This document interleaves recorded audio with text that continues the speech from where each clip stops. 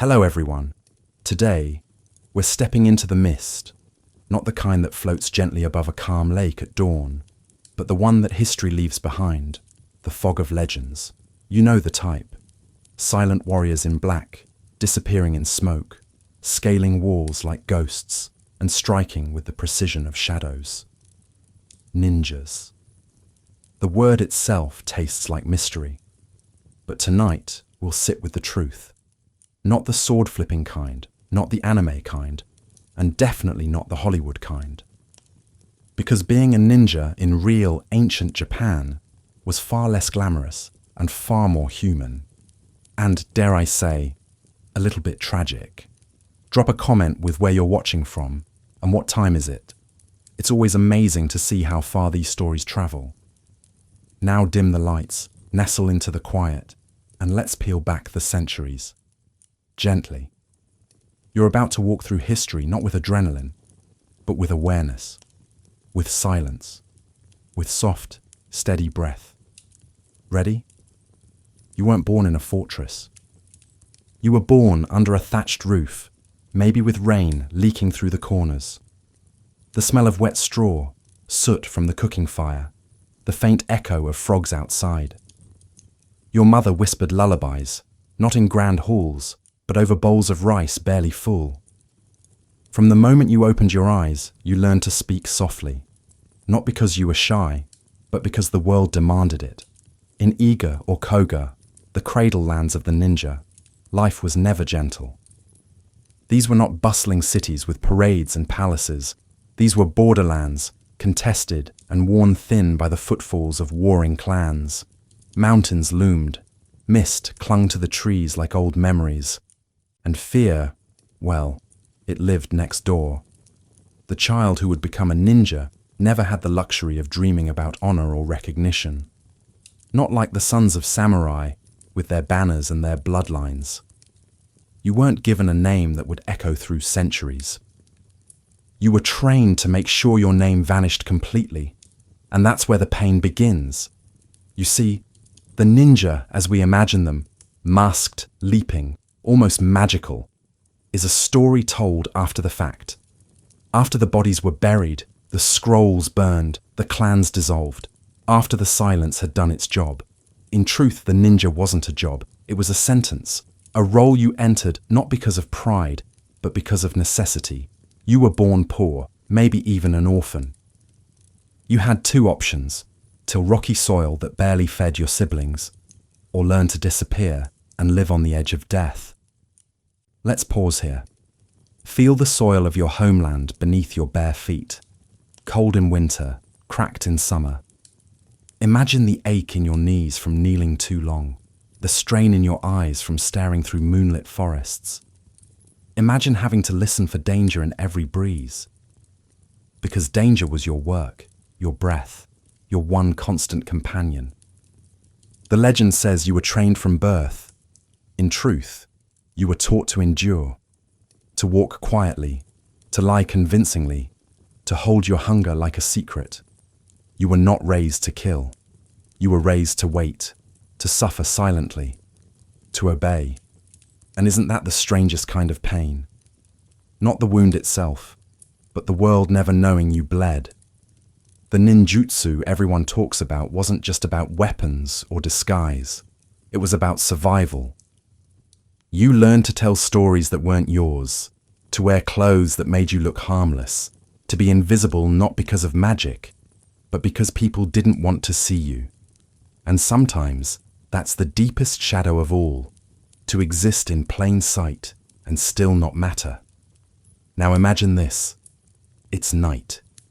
You're walking through a village that's not your own, dressed like a peasant, maybe even like a monk. You pass someone. You nod, smile politely. They smile back.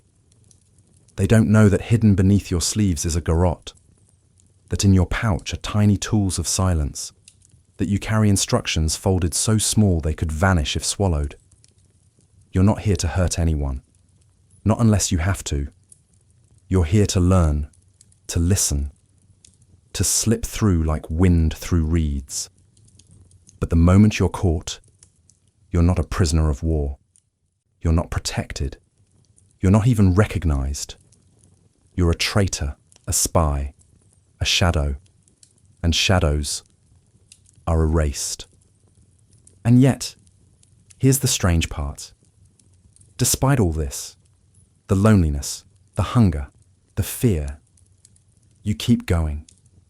Because it's the only way you've ever known. Because someone has to do it. Because maybe, just maybe, you believe that your pain is buying someone else a little more peace. But when you return, if you return, there's no welcome feast, no medals.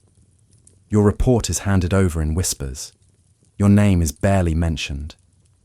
And then, you disappear again. That is the ninja's life, not a comic book. A quiet erasure, over and over again, in service of lords who barely saw you, in service of peace that never arrived. And somehow, centuries later, the world decided you were cool. How ironic, isn't it? You spent your whole life being unseen, and now everyone wants to dress like you. You were trained to be forgotten, and now children shout ninja like it's a superpower. But let's stay in that silence for a bit longer. What did it feel like to know you would never be remembered? What kind of strength does it take to give everything and ask for nothing? Breathe in. The night is still around you. The trees sway gently. A fox cries in the distance, sharp, lonely. You tighten your grip on the rope around your waist. You check your sandals, and you walk forward, not because you want to, because someone has to, and no one will ever thank you. But somewhere, deep down, you carry a strange comfort, a belief. That perhaps silence too can be sacred. That perhaps being a ghost in life means you haunted history in a way no samurai ever could. In this story, there are no victories, only footsteps that fade, only names lost to wind. But tonight, you're not lost. Tonight, you're remembered. And that is how we begin. You weren't born a warrior. You weren't even born with a name that would echo beyond your village. You came into the world the way most did in 15th century Japan. Quietly, wrapped in old cloth, cradled in hands that had already buried other children. Life was fragile here. Names were tentative things. You didn't inherit a destiny. You inherited survival. The floor of the house was dirt, not symbolic, literal. You learned to crawl on it, to sleep near it, to listen to the sounds it made when mice passed under the straw mats. Your father, if he lived that long, smelled of smoke and wet grass. Your mother's hands were cracked from pulling weeds, her back bent from too many seasons and too few harvests. In the provinces of Iga and Koga, where the forests whispered and the fog never seemed to lift, children like you didn't grow up. You adapted, fast. You memorized your surroundings because to forget meant to lose your way. You learned to run silently because noisy children attracted unwanted attention, from men, from beasts, from war. There was no formal declaration of, "You are now training to be a ninja." There was only necessity. Maybe your uncle was part of a shadow clan, or maybe your older cousin disappeared one day and never came back. One morning, a stranger might have arrived at the edge of your home, offered your parents a sack of rice in exchange for taking you to be educated. They nodded, and that was that. No goodbyes, no explanations. The path to ninjutsu was paved in silence, but it started with being less than nothing, not feared, not respected, overlooked. When you were small, they tested your pain threshold, not with cruelty, with routine. A bowl of rice, then none for 3 days. Cold water poured down your back in winter. You were told to watch, to wait, to learn from the shadows before you could even stand in them. And all the while, the world outside moved on. Samurai clashed with banners high, shoguns plotted behind sliding doors, nobles composed poetry about plum blossoms. You watched from the treetops, from the rafters, from behind your own breath. There's a pain in growing up this way, not the kind that stings, but the kind that shapes. You learn to value silence more than speech, to read emotions before they became orders. You were punished not with blows, but with indifference. When you failed to hide, no one scolded you. They simply looked away. You were a ghost in training. You learned not to cry, not because it was forbidden, but because there was no one to comfort you if you did. Let's slow down here. Feel the texture of those early years, the sting of ash in your eyes when you woke too close to the fire, the texture of the coarse straw mat you slept on, shared with two others, the bitter taste of herbs chewed raw to calm a stomach empty for too long, the scratch of mosquito bites you weren't allowed to scratch. Pain wasn't just accepted, it was practiced, because one day you'd have to endure worse and not show it. It's easy to romanticize ninjas, to see them as shadowy geniuses, masters of deception. But what they really mastered was endurance. Quiet, anonymous, thankless endurance. You were taught to climb before you were taught to speak in full sentences. You learned how to walk barefoot across gravel without wincing. How to submerge yourself in cold rivers until your lips turned blue, and still breathe through a hollow reed without trembling. You weren't preparing for glory. You were preparing to disappear. And what does that do to a child?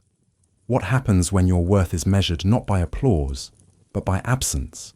When your pride comes not from being seen, but from being unseen? Children raised in such conditions don't grow up to boast. They grow up to wait, to listen, to doubt. And maybe, sometimes in the darkest hours, to wonder, what if I'd been born into a different world? There's an ache there, not loud, not even conscious, always, but present, like a splinter you've grown around. Your childhood wasn't filled with toys, but with tools. You practiced tying knots instead of playing games. You memorized herbal poisons instead of lullabies. You learned to watch people's eyes, to sense lies, to anticipate betrayal. And sometimes, in the rare quiet of night, when the stars blinked through the fog and the frogs fell silent, you might have wondered, is this really who I am, or just who I've been turned into? But the morning always came, and with it, another test, another trial, another chance to vanish. There were others like you, children with hollowed eyes and silent steps. You didn't talk much, but you understood each other. You shared a glance before scaling a cliff, a nod before vanishing into the woods, a grip on the wrist that said, "I'm still here." And when one of you didn't return, there were no funerals, just shorter portions at mealtime, fewer footsteps in the leaves, a name you tried not to remember, because memory was dangerous, feeling was dangerous. But they lingered, like smoke in cloth. You see, being trained as a ninja wasn't about being special. It was about being expendable, but learning to make yourself indispensable. To know things no one else knew. To slip through cracks no one else noticed. To survive, not because someone would miss you, but because someone expected results.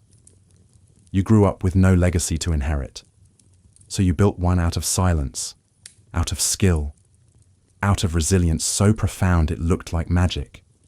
But it wasn't. It was pain. It was hunger. It was loss. And still, you kept going, because one day they promised you'd be ready to serve a lord who'd never know your face, to risk your life for a cause you couldn't question, to die in a village that would never know your name. And the greatest tragedy, you might even be proud of that. Let's return now to the feel of the forest floor beneath your feet, the crackle of frost on leaves, the scent of pine mixed with sweat, your heartbeat steady, your breath trained, your life already halfway vanished. You weren't born to be seen, you were born to become a shadow. And that is how it began. No one ever cheered your name, not once. You didn't ride into battle on horseback, flanked by banners bearing your clan's crest. You didn't stand at the head of a procession, sword gleaming, the crowd parting like sea before a savior. There were no songs written about your victories, no statues raised in your memory. Because to be a ninja meant to be invisible, even to history itself. You lived for others, but died alone. And even in life, you were a whisper, a rumor passed between lips that never dared speak too loud. Let's sit with that. Imagine giving everything you have, every breath, every ounce of will, every sleepless night and bruised morning, and knowing that if you succeed, you'll vanish, and if you fail, you'll be disowned, or worse, disbelieved. You weren't a hero, you were a shadow, and shadows by nature do not cast light. It's a strange kind of grief, the grief of the anonymous. To look at a battle unfolding and know, you turned the tide, you lit the fire that burned their supply wagons, you intercepted the message that would have doomed your lord. And yet, when the samurai raised their blades in triumph, your name wasn't spoken, your deeds were not carved into walls, you didn't get a place at the feast, you ate in the woods, alone, or didn't eat at all. And the pain of that, it doesn't cut like a sword, it corrodes, slowly, silently, like water on stone. You became so good at hiding, you started hiding from yourself. Who were you really? A servant, a spy, a tool? Could someone still be a person if the world never called them one? There were moments, brief and rare, when your reflection caught you off guard, in a pool of water, in a polished blade. And you paused, startled not by what you saw, but by the realization that you had forgotten to look for so long. Your life had no audience, no applause, only expectation. They sent you where others wouldn't go, asked you to do what others couldn't bear. And when you succeeded, they looked past you, because that's what you were trained for, to be looked past. Your victories were always someone else's credit. And still, you went on. Why? Because maybe part of you believed in something, not the lords necessarily, not the politics, but perhaps in the idea that someone had to walk unseen so others could walk freely. It wasn't nobility. It wasn't martyrdom. It was simply the only life you were allowed to live. There's a particular moment, and maybe it happened more than once, when you were close to discovery. Perhaps in a castle corridor, a knife pressed against your ribs, or on a moonlit roof, steps too loud, and someone looked at you and didn't recognize you, not just your disguise, you. The lack of recognition was complete. Even the face you'd borrowed wasn't noticed. You weren't real to them. And maybe, just maybe, part of you wasn't real to yourself anymore. It wasn't just about being unseen in public. It was about never having been seen at all, even in your own memories. You existed in gaps, in shadows, in what was omitted from official records. Imagine that. Your name scratched from history like it never mattered. Your face lost to time like fog at dawn. And yet, here you are, centuries later, still being talked about. But not as yourself, as a myth, a mask, a fantasy. The anonymity you were forced to live has become your legacy. And somehow, that feels like betrayal. You didn't leap from rooftops in slow motion. You didn't summon magic smoke or wield swords as long as your leg. You suffered, quietly. You infiltrated. You observed. You held your breath in cellars, your body shaking from cold and fear, listening for footsteps that would mean death. You survived poison by tasting it slowly. You spent days in disguise, knowing a single slip of the tongue would mean torture. And no one ever knew. Not your family. Not your lord. Not even your own children, if you had them. You weren't just anonymous. You were unknowable. But let's pause. Let's make space for something soft. Imagine, for just a moment, that someone had known. That one person had seen through the layers. Maybe an old woman in the village who caught your eye one winter morning. Maybe she gave you warm tea without asking your name. Maybe she saw the way your hand shook and didn't say anything, just placed an extra cloth around your shoulders. It wasn't love, it wasn't recognition, but it was presence. And sometimes, presence is the one thing a ghost craves most. The ninja didn't vanish because they were superhuman. They vanished because the world never made room for them to exist as people. And so they folded inward, became silence, became myth. Because sometimes being forgotten hurts less than being ignored. Let's return to the feeling of your breath, steady and deep, to the weight of your clothing, layered just enough to conceal your tools, but not enough to slow you down, to the way your muscles remember each motion, even when your mind has gone quiet. In the world of the ninja, routine was memory. Habit was identity. You didn't live by who you were, but by what you did, over and over, until doing became being. And when finally your time ended, whether in the field or in the cold corner of a forgotten village, the earth didn't cry your name, the wind didn't carry your story. But now, someone is listening.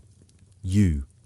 Tonight, in this moment, the anonymous becomes known, the shadow gets a voice. And in that small act, something ancient heals. They didn't call it pain, they called it practice. But your body knew the truth. From the moment your training began, every sunrise became a small war against your limits, and every nightfall, a quiet surrender to exhaustion. The life of a ninja wasn't built on agility and grace. It was carved from raw discomfort, shaped by repetition, and polished with silence. Let's go back to one of those mornings. The air is still, too still. Your breath leaves small clouds in the cold. Dew clings to your eyelashes, and the earth is unforgiving under your knees. You've been awake since the stars were still high, not because someone shook you, but because your body learned to rise before commands arrived. You stretch your limbs slowly, methodically, not to wake up, but to test if anything's broken from yesterday. The bruises on your ribs are yellowing. That's a good sign. Your first task is not combat, it's balance. A single bamboo beam stretches across a small ravine. You walk it barefoot, again and again, eyes forward, hands still. A wrong step doesn't mean punishment. It means pain. Rocks below don't forgive. By the time you were 12, you'd already learned to fall without screaming. They made sure of that. Because the enemy doesn't care about your pain, and neither should you. There were no katas with elegant movements, no demonstrations for instructors. Your days weren't filled with applause or encouragement, only correction. And correction, in this world, came with sting. A stick across the shoulders, a shove into mud, a meal withheld until a movement was flawless.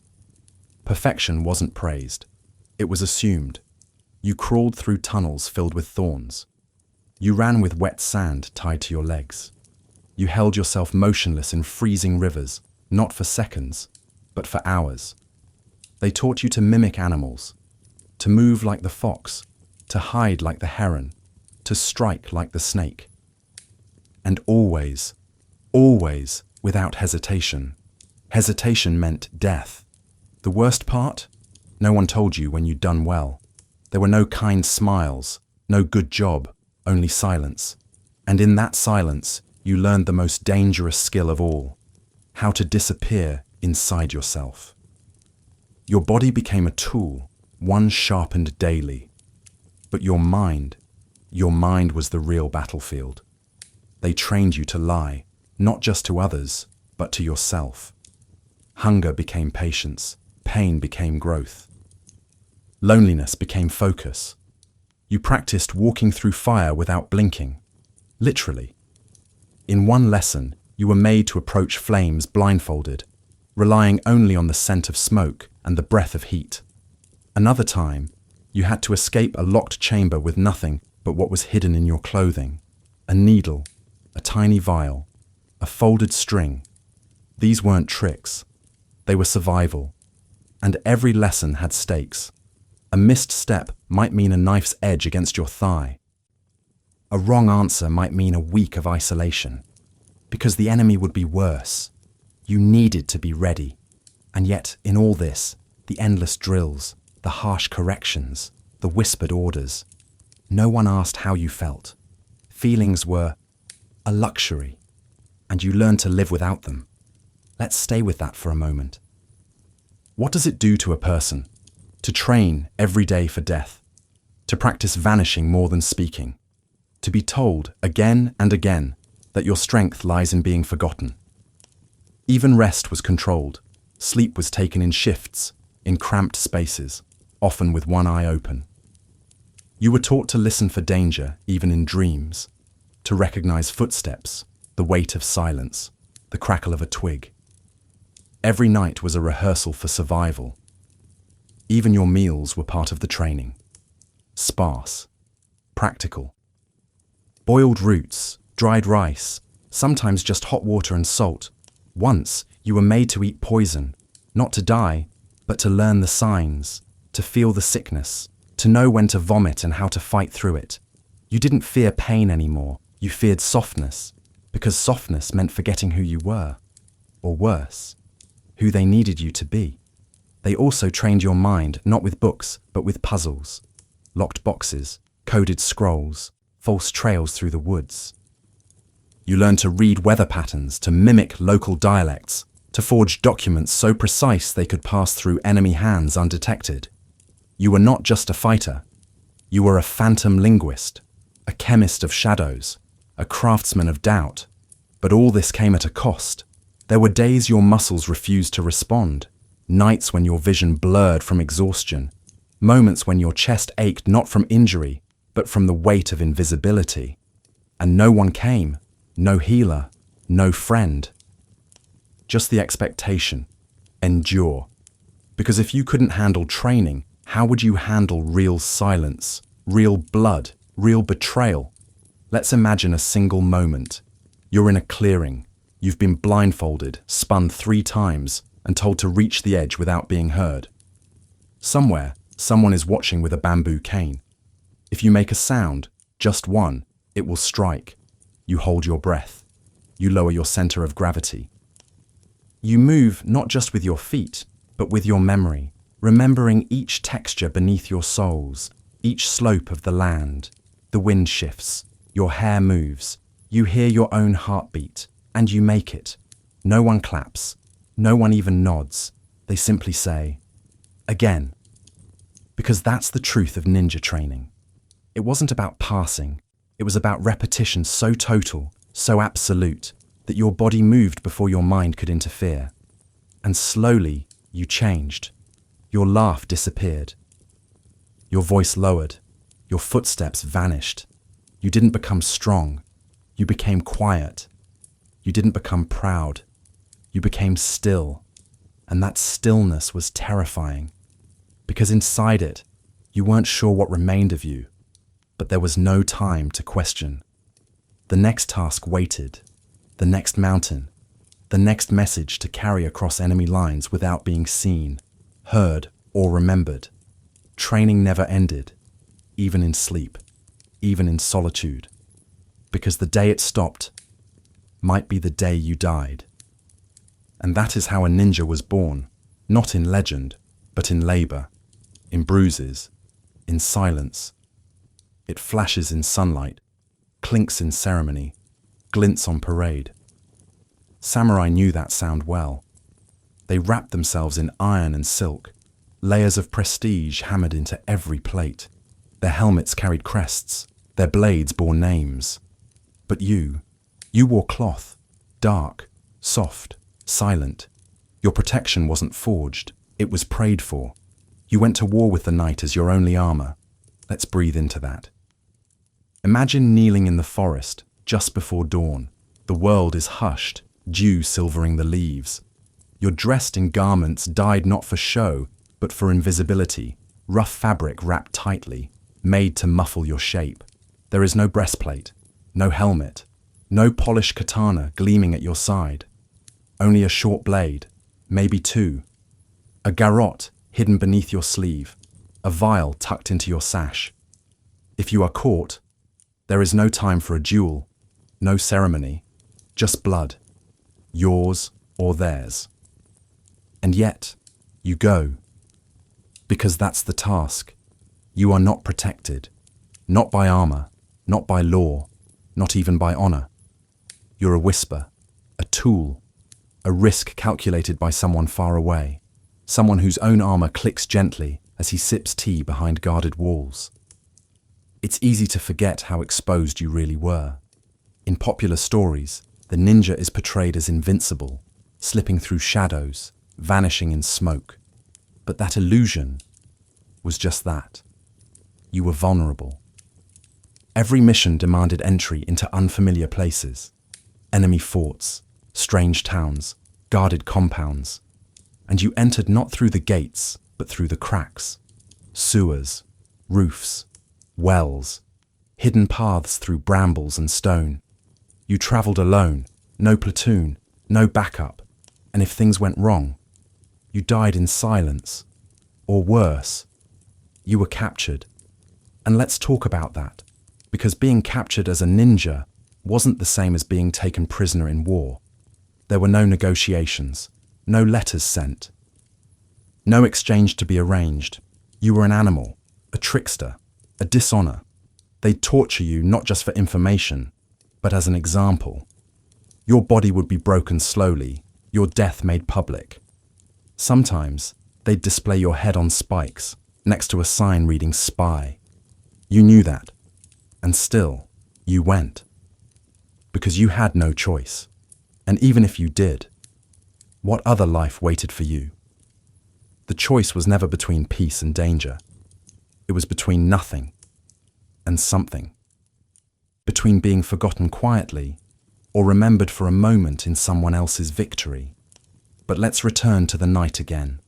You're crouched behind a wall, fingers on stone, your breath shallow, your heart steady. Not because you aren't afraid, but because fear is useless here.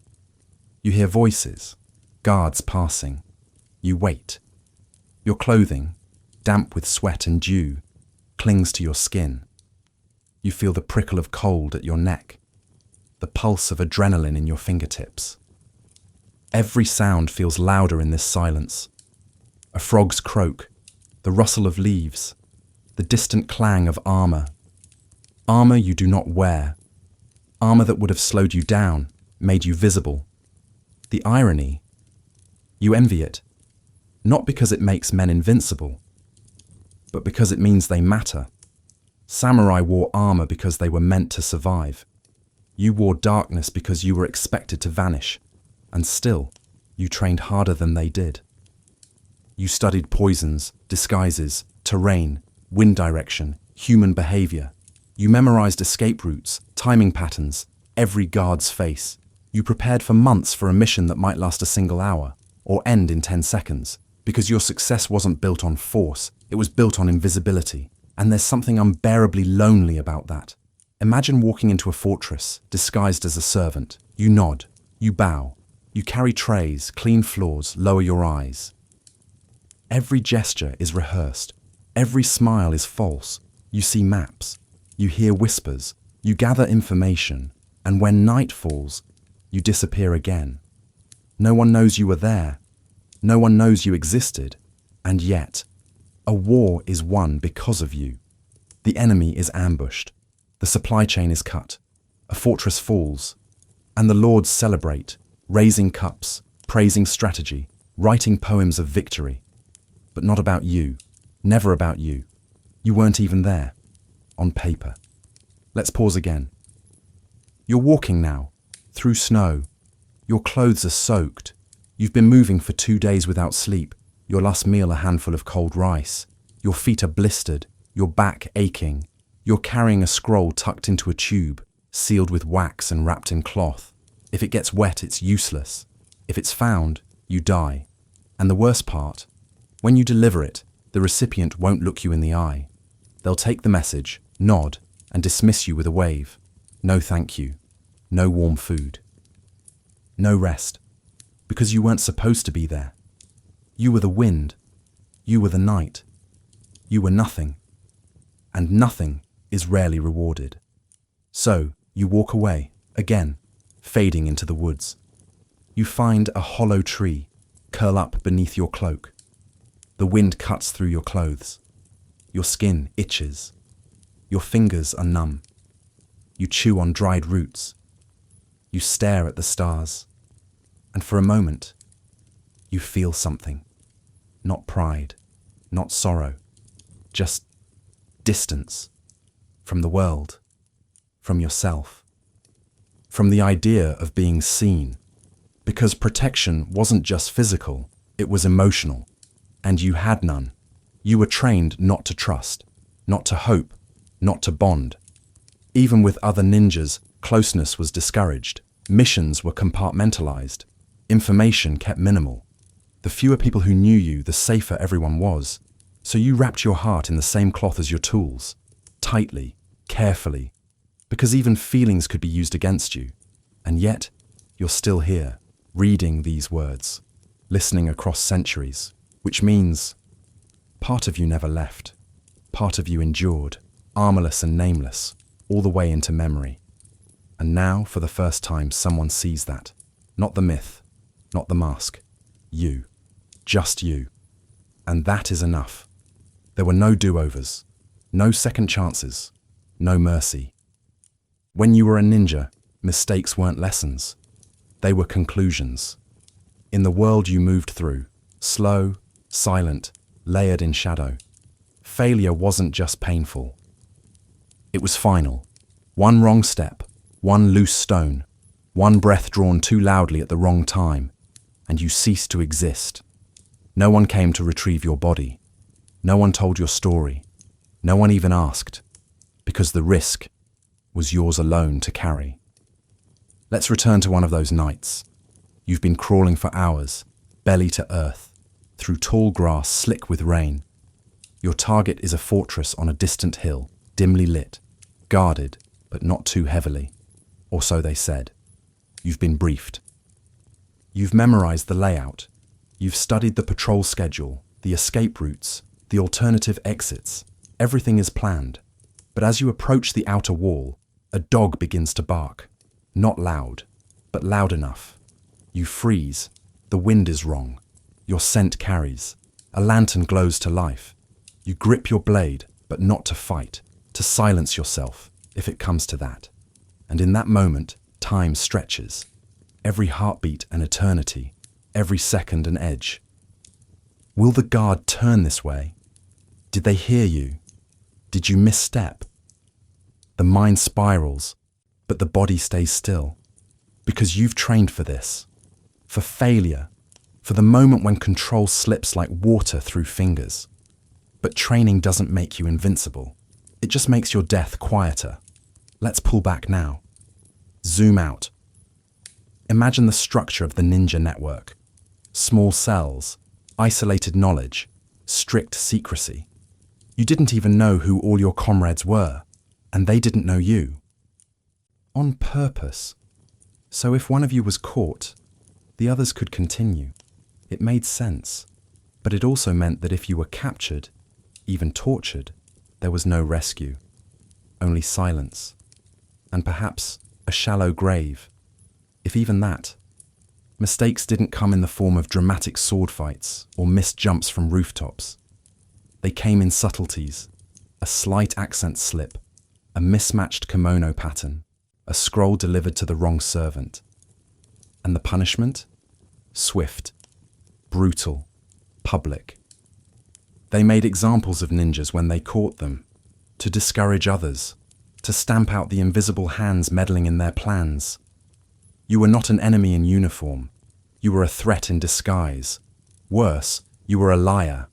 And liars, they believed, didn't deserve dignity. Some were boiled. Others were burned. Hung upside down, beaten, displayed. Your body became a message. This is what happens to shadows that try to step into the light. And yet, you went. Not because you believed you'd survive, but because not going wasn't an option. Sometimes missions were sabotaged from within. You were sent in with wrong information. A traitor had tipped them off. The easy access point was a trap. The signal never came, and still, you adapted. Because the only thing more dangerous than failing was hesitating. They trained you to improvise, yes, but even the most adaptive ninja couldn't predict everything. A crying child in the wrong corridor.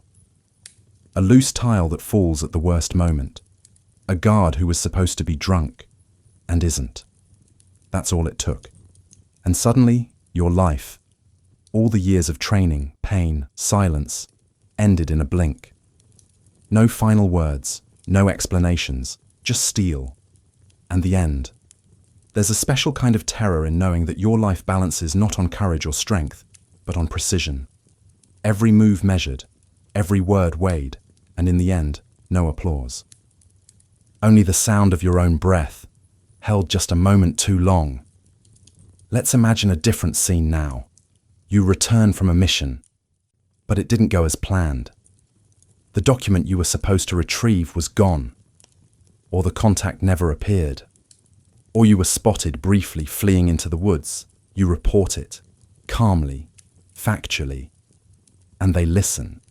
Then they say nothing, for days. No punishment, no confrontation, but something changes. You're no longer invited to briefings. Your next assignment is delayed. Then one morning, a message arrives. Deliver this scroll to the mountains.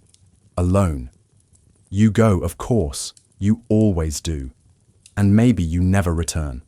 Because sometimes, the punishment for failure wasn't execution by the enemy, but quiet removal by your own. The ninja world didn't tolerate weakness. Because weakness meant exposure. And exposure meant collapse. You lived in a house of cards, each of you holding up a corner, and if one fell, you all did. But let's not paint this world in cruelty alone.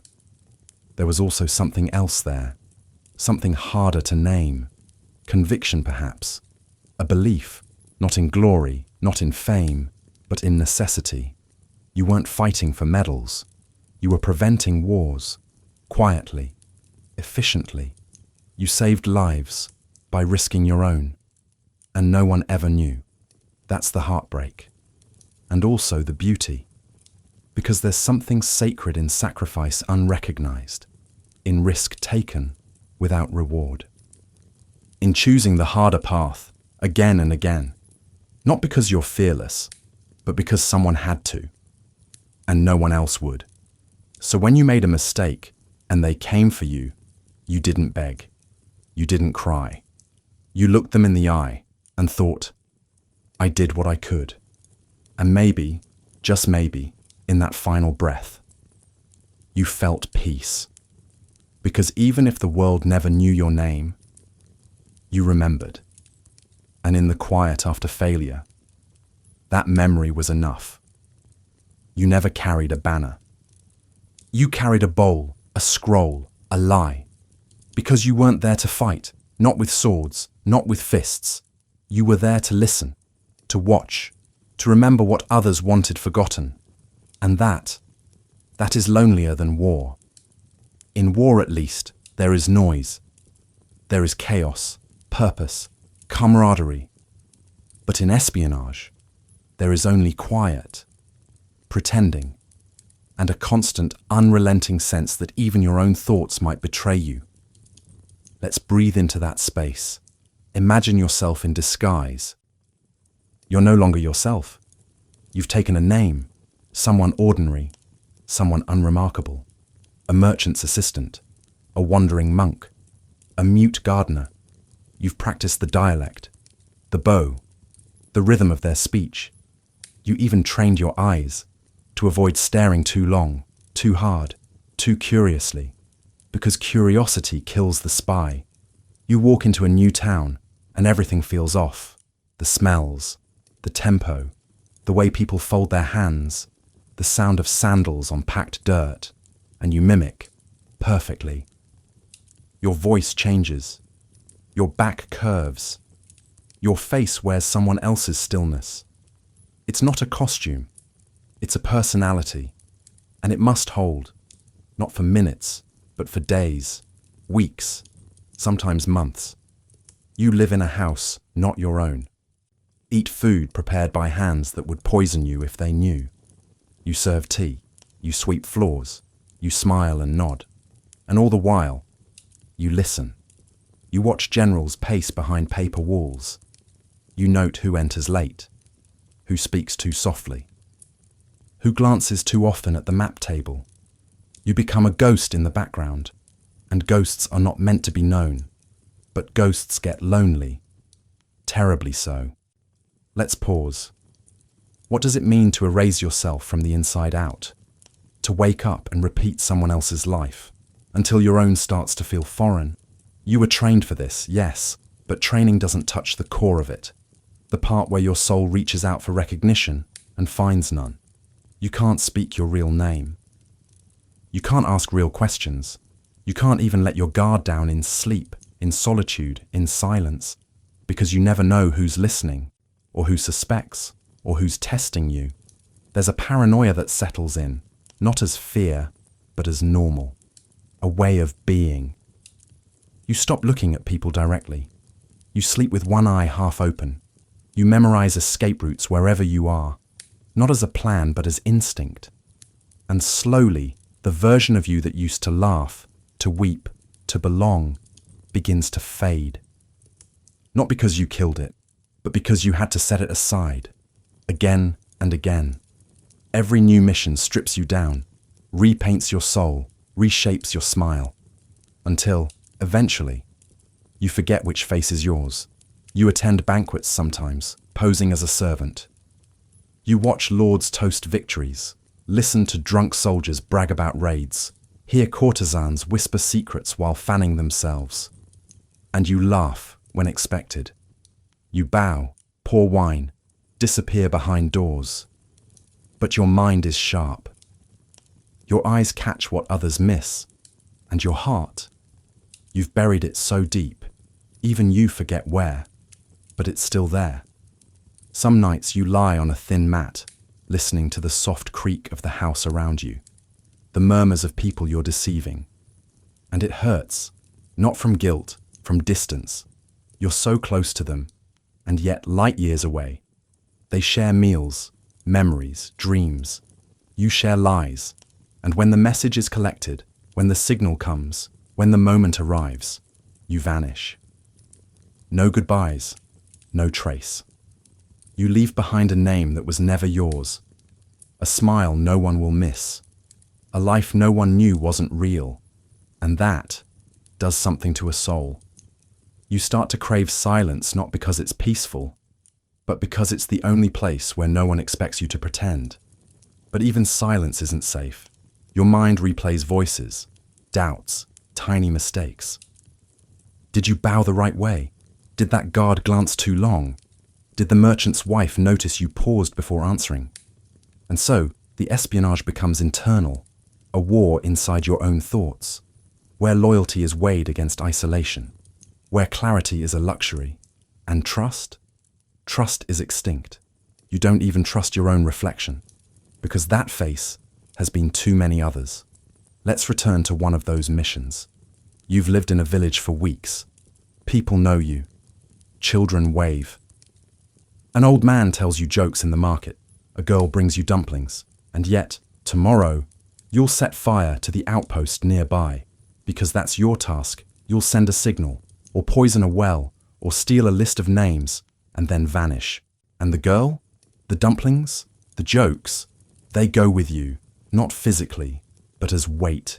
You were never there, but you carry them still, not as guilt again, but as loneliness, a kind that doesn't scream, a kind that sighs, softly, at night. You begin to wonder in those in-between spaces if you even exist outside the mission, if your life, your worth, yourself only matter when in disguise. And when there is no mission, you don't know what to be. You are neither enemy nor ally, neither noble nor thief, neither man nor myth. You are waiting, always waiting, between roles, between identities, between meanings. And that space? That's the loneliest place of all. But still, you go. Still, you serve. Still, you listen. Because someone has to. Because the secrets must be heard. Because the silence must be shaped. And so, you return. Again and again. Each time, less you and more shadow. But tonight, someone sees. Not the mask, not the lie. You, just you. And you are not alone. Not anymore. There are no epic poems about you. No ink-stained scrolls praising your bravery. No ballads sung by firesides. No family crests preserved in lacquered boxes. You don't live in the memory of shrines. You live between footnotes. And even those are often wrong. Because the world didn't just forget you. It chose to ignore you. In the grand pageantry of feudal Japan, status was everything. You were born into a role, and that role defined your clothes, your speech, your meals, your future.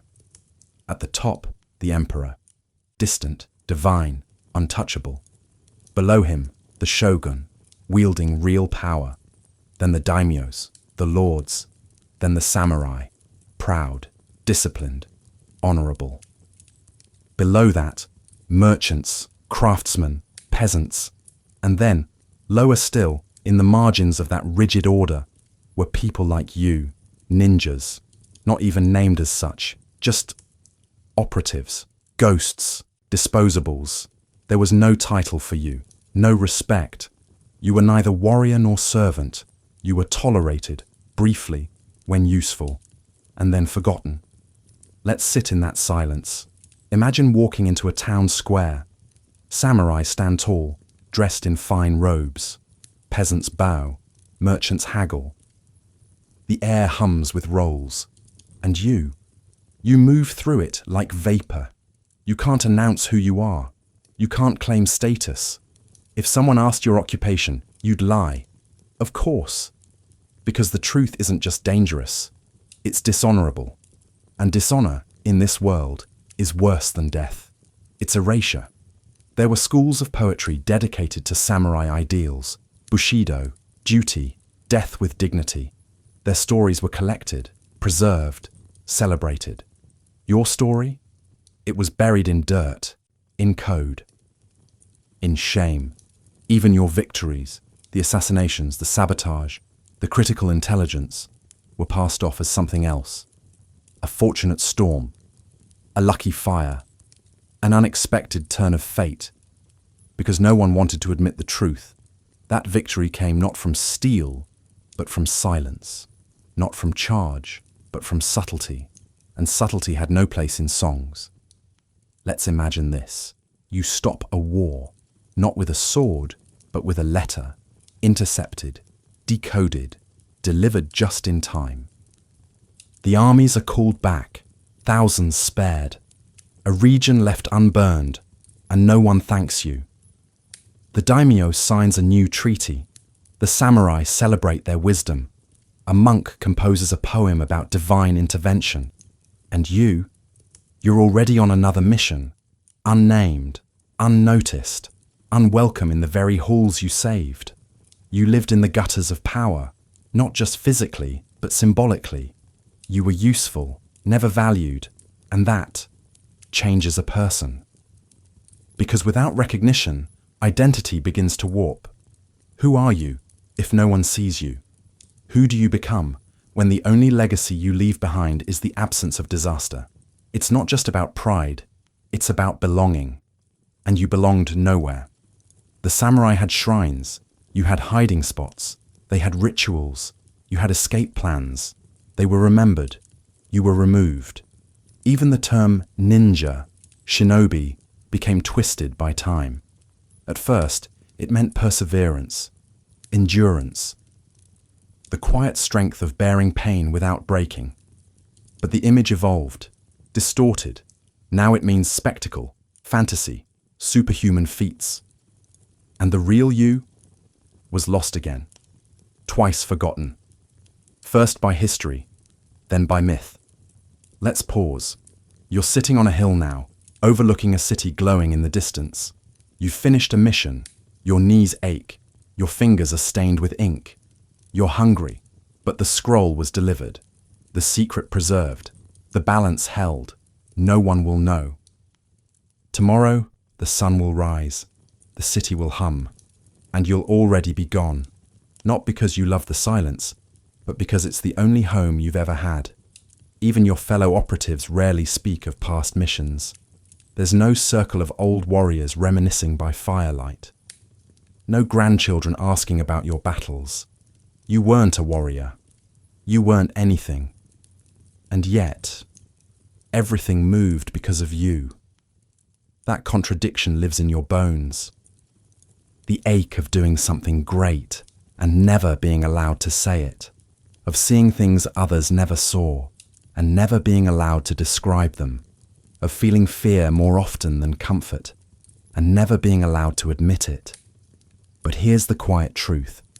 Even if history ignored you, you carried it, in ink, in blood, in silence. You were the pivot point, the place where history shifted quietly, and no one ever knew. But now, you do. And maybe that's enough.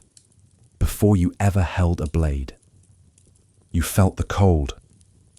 Before you learned to lie with your eyes, or vanish into crowds, or steal a secret wrapped in 7 folds of silk, you learned to survive a winter in eager.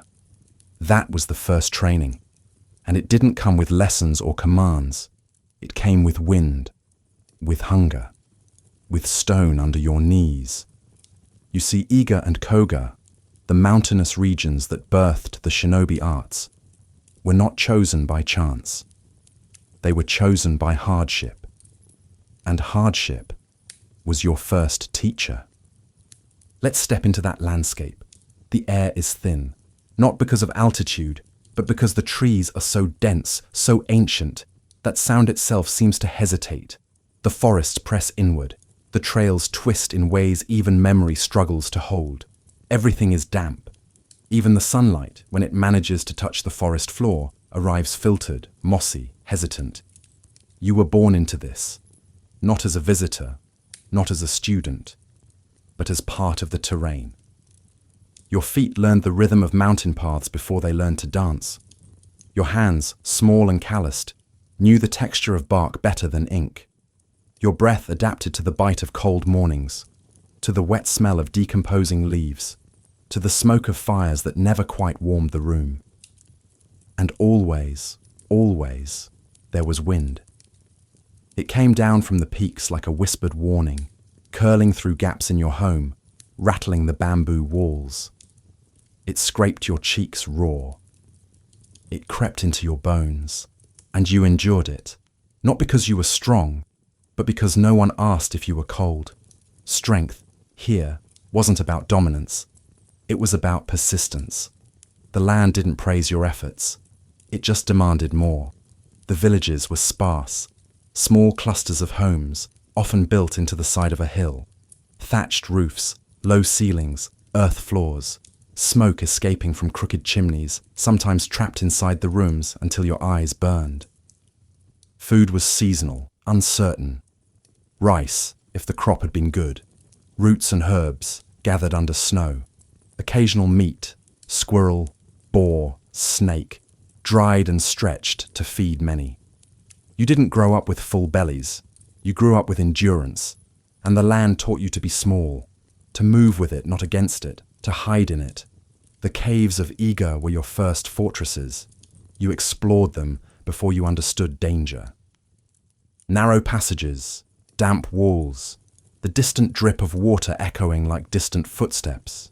They became your refuge, your training ground, and later, your escape routes. Because in Iga, geography wasn't just background. It was strategy. The mountains kept enemies out, but they also kept you in. They were both shield and prison. Let's pause. Feel the ground under your knees, uneven, cold, alive with the memory of centuries. Feel the cold settle in your joints, not painfully, but insistently. The kind of cold that doesn't hurt. It changes you. The kind that makes fire sacred. that makes every breath visible, that makes silence louder than speech. Because this is the silence the ninja was born from. Not just strategic silence, but environmental, existential, the kind of quiet that wraps itself around your body until you stop resisting it and become part of it. Even the animals here behaved differently. Foxes moved in sudden bursts, gone before you could see their full shape. Owls blinked from branches you didn't notice. Snakes slept deep in tree roots, waiting for warmth, and you watched them. Not as curiosities, as mentors. You learned to breathe like them, to wait like them, to kill like them when needed. The cold taught you something else too, that life isn't fair. Sometimes the winter took the weak, sometimes the strong too. Sometimes it took the ones you loved, quietly, without storm or drama. Just a morning colder than usual, a breath that never returned. And in that stillness, you discovered your first secret, that death doesn't shout, it whispers, just like you would one day. That's the rhythm of these mountains. No fanfare, just echoes, just soft footsteps in moss, just silence, deep, constant, unmoved by grief. Even the houses here were low to the ground, as if bowing to the cold. You slept under layers of cloth, sharing warmth with family, with animals, with strangers when needed. And you never questioned it. Because survival wasn't individual, it was shared. Even later, when your missions took you far away, you remembered that feeling. Of sleeping with your back against the earth, of waking to the sound of wind through bamboo, of boiling bark for tea. It wasn't romantic, it was necessary. And in that necessity, something sacred took root, not pride, not strength, something quieter, something closer to resilience. Iga was not generous, but it was honest, and that honesty became your code. You didn't chase honor, you chased the next sunrise. That was enough. So when people ask, how did the ninja become so skilled? How did they move so quietly, disappear so completely, survive so much? The answer is not in their weapons. It's in their winters, their hunger, their hills. It's in the way they grew up close to the ground, listening to roots instead of speeches, watching foxes instead of warriors. It's in the way the land refused to lie, and so they learned not to lie to themselves. They weren't heroes, they were survivors, and survival was its own form of genius. Let's return now to the trail. Your feet press into damp earth. Your cloak clings to your back. The fog curls around you. Not menacing, just present. You walk not quickly, not slowly. You know every bend, every stone. You are not moving through the mountain. You are part of it. And in that stillness, you are finally home. Hunger was your companion, more loyal than any lord, more faithful than any brother. It followed you from childhood, curled in your belly like smoke, always just below the surface, sometimes sharp, sometimes dull, always there. Because for a ninja, food wasn't sustento, it was strategy, and scarcity was the rule. Let's return to a night before a mission. You've walked for 2 days through wooded paths, avoiding villages, drinking from streams, chewing on dried root bark to trick your stomach into patience. There is no feast waiting at your destination, only more cold. Only silence, only another place to hide until nightfall. Your rations?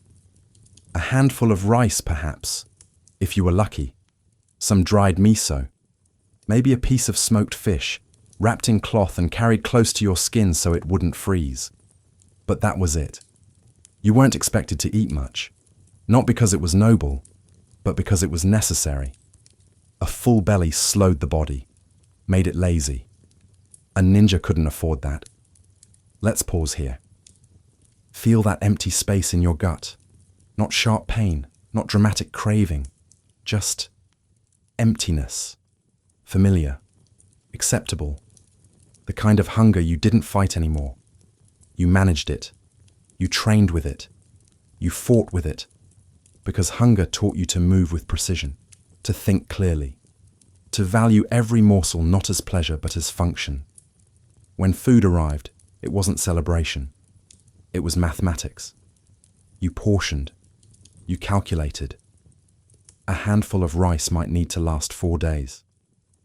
A sip of tea had to stretch across a long, cold stakeout. You learned the weight of a millet cake, the texture of wild roots, the difference between what nourishes and what simply fills. And if you were truly desperate, you hunted, but not with fanfare, not with spears or arrows. You set traps, quiet, patient, calculated, a snare for a rabbit, a pitfall for a wild bird.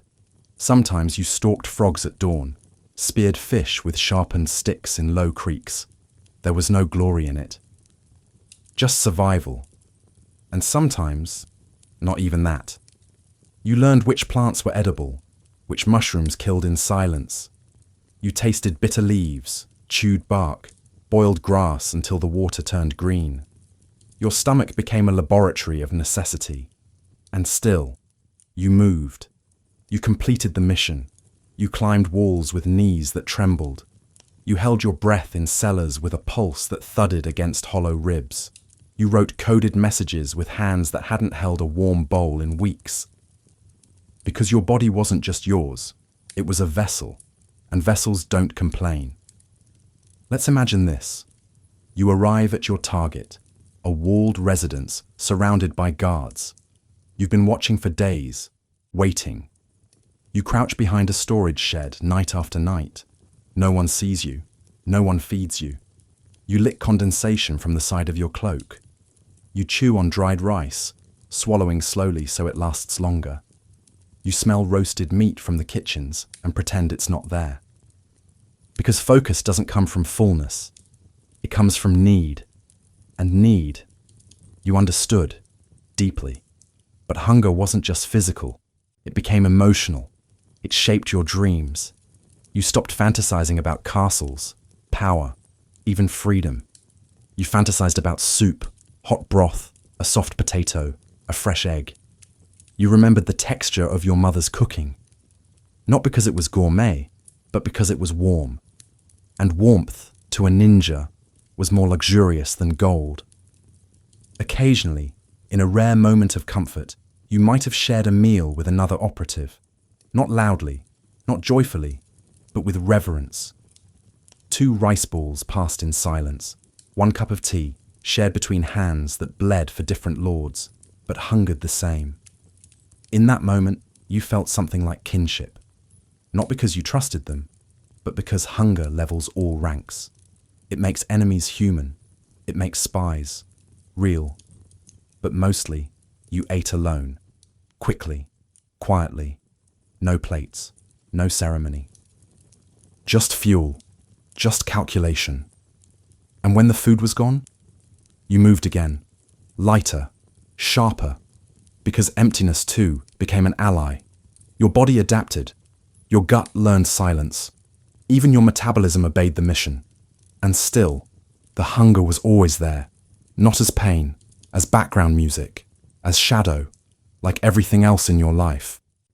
And when you came home, finally, if such a place existed, and someone offered a bowl of miso, a slice of radish, a piece of pickled plum, you wept. Not loudly. Just 1 tear, because in that moment, you remembered you were human, not just a tool, not just a shadow, a man, with hunger, with memory, with a body that finally could rest. Even if, just for tonight, you didn't wear blood like a badge, you didn't count your kills, you didn't boast. Because for a ninja, death was neither glory nor grief. It was function, impersonal, unnamed, silent. And in that silence, something inside you withered. Not because it hurt, but because it didn't. Let's step into the shadow of that truth. Killing in your world was never a moment of pride. It was not battlefield justice. There were no declarations, no challenges, no locked eyes across open fields. There was only darkness, only timing, only the press of a blade against skin that never saw it coming. You didn't ask names, you didn't tell yours. Sometimes it was a sentry, sometimes a noble, sometimes a messenger who knew too much. And sometimes, the worst of times, it was someone who looked like you. Another pawn, another shadow, someone carrying orders they didn't choose. But orders are orders. And your hands never hesitated, because that's what you were trained for. Not for glory, not for ceremony, for silence. And silence is heavier than steel. Let's imagine one of those moments. You're crouched beneath a walkway. The building above you sleeps. You've been there for hours, knees numb, fingers cold. You know his path. You know the time. When he appears, yawning, stretching, walking barefoot toward the latrine, you strike, not loudly, not clumsily. One movement, quick, precise. You catch him, pull him back, cover his mouth, and it's done. No sound, no struggle, just absence. You clean the blade on your sleeve, you roll the body, you make it look like a robbery or a drunken fall, and then you leave. No one saw you arrive, no one sees you go, you vanish. And hours later, when they find the body, there are gasps, but no questions, because people in power know how shadows move, and they don't want to look too closely, for their own safety. You return to your root, to your silence, to your hunger. You do not pray, you do not pause. You sleep under trees with the scent of death still clinging to your collar, because that's what the mission demands. And in the morning, you walk through a marketplace. People smile, you smile back. And inside, there is nothing. Not rage, not guilt, not peace, just emptiness. Because when you kill without meaning, meaning begins to die in you. And when you die, there is no tomb, no shrine, no legacy. If your body is recovered, rare, truly rare, it's buried in haste. No name etched, no rites read, just earth. If not, you're forgotten. The scrolls do not mention you. The poets do not remember you. You vanish, like fog. And that, perhaps, is the cruelest part. You killed without recognition and died without memory, not because you failed, but because you succeeded, perfectly, completely, and that is the tragedy. Let's pause. You're alone now, far from the mission. A river hums nearby. The sky is grey, not stormy, just tired. You sit on a flat stone, cloak wrapped tight, and for once, no one's watching. So you let the mask slip, just slightly. You let your breath deepen. You feel your body, not as a tool, but as a being, tired, worn, wishing. And somewhere, behind your eyes, you ask yourself, is this what I am now? A ghost who kills to be forgotten? And the answer doesn't come, because ghosts don't speak. You think of the ones you killed, not their names. You never knew those, but the moments, the stillness after, the weight. And it doesn't feel like guilt. It feels like accumulation, like sediment, like layers of self slowly buried beneath duty. But still, you move, because someone has to, because hesitation is fatal, because the scroll in your pouch must reach its destination, because your life, as small and unsung as it is, still matters, in some silent, unrecorded way. Perhaps one day, someone will tell your story, not with fanfare, not with triumph, but with truth. The truth of a man who killed without pleasure, who died without honor, but lived with discipline, with endurance, with care. Care for a world that didn't care back. And maybe that's the highest form of courage, not to fight for glory, but to protect a peace you'll never taste, to hold back chaos with hands that tremble quietly in the dark, to disappear so others don't have to. And if that's not worth remembering, then nothing is.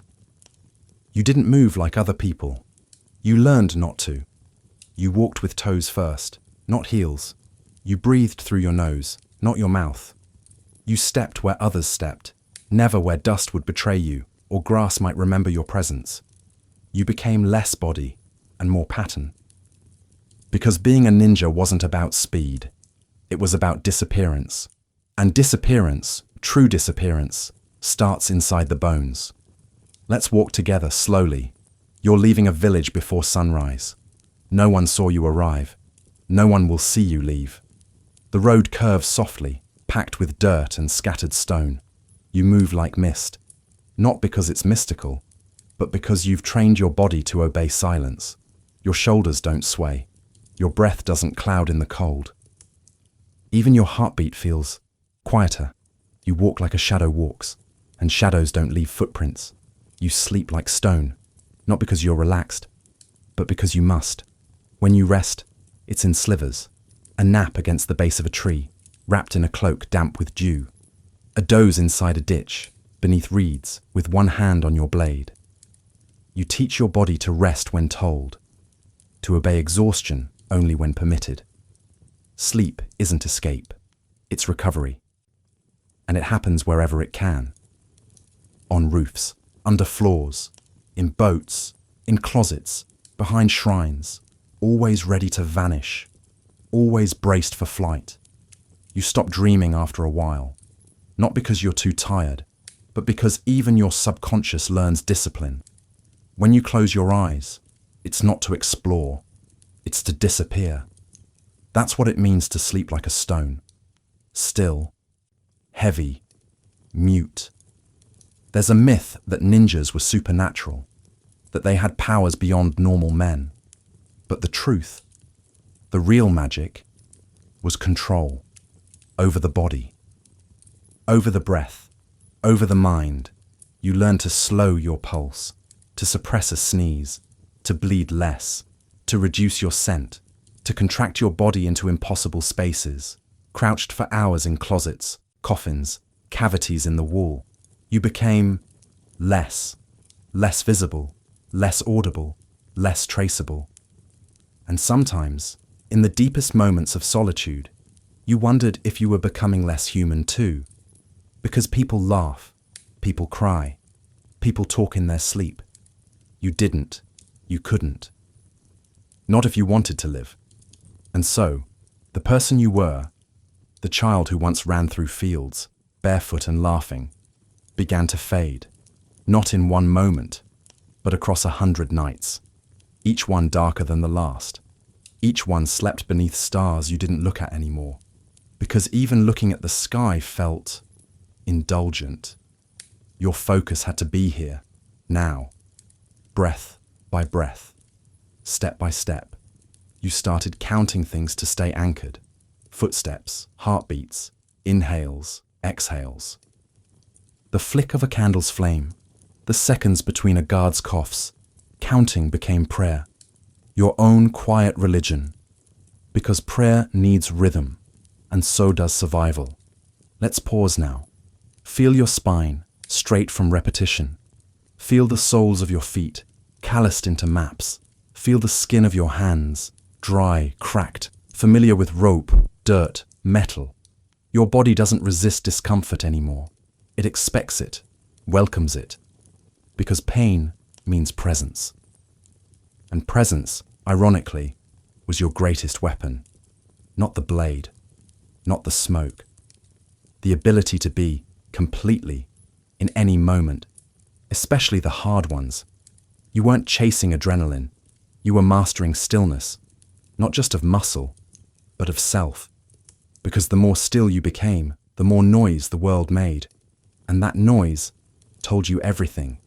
A twig underfoot, a falter in breath, a shift in air pressure before a door opened. The world whispers if you're quiet enough to hear it. And you were silence incarnate. But that silence, it came with cost. The human body wasn't meant to be stone. And sometimes, despite your training, you felt things.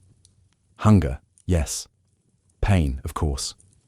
But also longing for a laugh that didn't feel like betrayal, for a voice that spoke your name, your real name, for a bed where you could finally sleep through the night without fear, not lightly, not curled, but fully, as if the war was over, even if just inside you. But those were dangerous thoughts, and so you buried them, deeper than your gear, deeper than your secrets.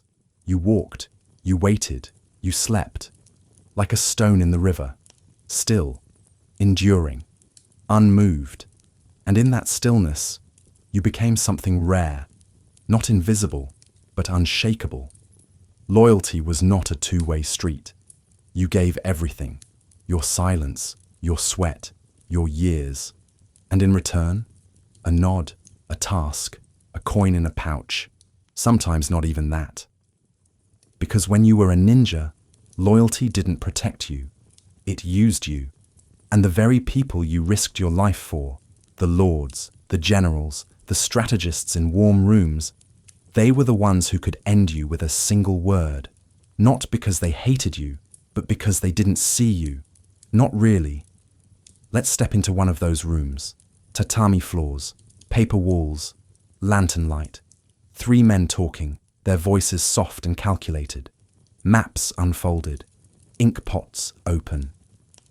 Your name is spoken, but not in reverence, as possibility, as risk, as tool. You're not in the room, of course not, but your fate is being decided there. Maybe you delivered the wrong message. Maybe you saw too much. Maybe your success unsettled someone who wears silk. Or maybe you simply knew when to leave, and that alone made you dangerous. You see, the ninja was always a temporary convenience, never a permanent ally. You weren't bound by Bushido. You weren't part of the samurai code. You weren't protected by honor. You were useful until you weren't. And then you were expendable. Let's pause. Feel that word. Expendable. Not hated, not punished, just set aside, discarded. Sometimes the betrayal was direct. You'd complete a mission, return through forests and rivers and mountains, only to find the door barred, the contact gone, your name erased from the scrolls. Sometimes they gave you a final task. Deliver this letter, meet this man, travel this far, and what waited wasn't another job. It was death, an ambush, a quiet removal, because you had served your purpose, and now you were a liability. Other times, the betrayal was more subtle. You arrived to receive payment, and it was half. You reported critical information, and they claimed it was already known. You asked for shelter, for rest, and were told to move on, like a stray dog begging at a gate. You weren't family. You weren't soldier. You were shadow, and shadows weren't meant to linger. Let's imagine a moment. You're kneeling in a chamber. Your knees ache. You haven't eaten in 2 days. You've returned from a mission that cost you a piece of your soul, not because of what you did, but because of what you saw. And the man before you, your lord, barely looks up. He accepts your scroll, thanks you, then nods at the guard. And you understand. There's no reward, no recognition, only removal. You are not a person in this moment. You are a loose end, and loose ends don't belong in the world of lords, especially not ones that can speak.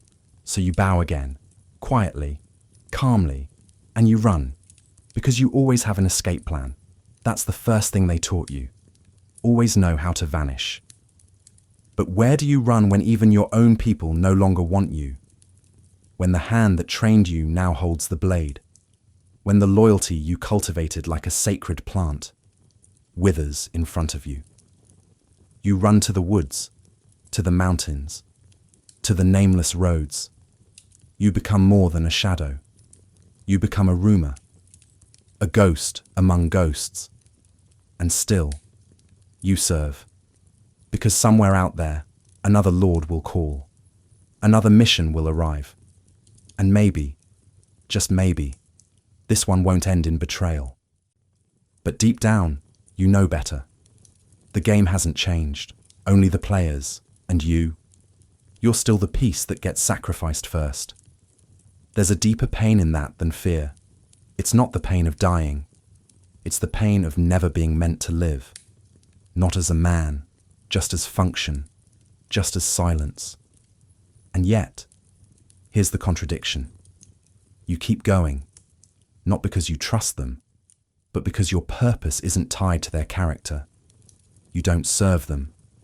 You serve balance, information, prevention. You believe, maybe foolishly, that the chaos you hold back matters more than the reward you'll never receive. And that belief, it's the last thing they can't take from you. Let's return to the forest now. You're walking through mist. Your cloak is heavy with rain. You've been cast aside, again. And yet your steps are steady, because even betrayal can't erase your discipline. You know who you are. Even if they don't, even if they never did, even if they never will. You were never theirs. You were the mountain's child, the silence's servant, the truth's last whisper. And that, no lord can own. They didn't make announcements. There were no notices pinned to village gates, no messengers with downcast eyes arriving to inform families that a son had been lost in service of something greater. There was only absence, a bed that remained rolled, a bowl that went untouched, a name no longer spoken in briefings. And that was that. Because when you were a ninja, not returning wasn't exceptional. It was expected, and no one asked. Let's step into that silence.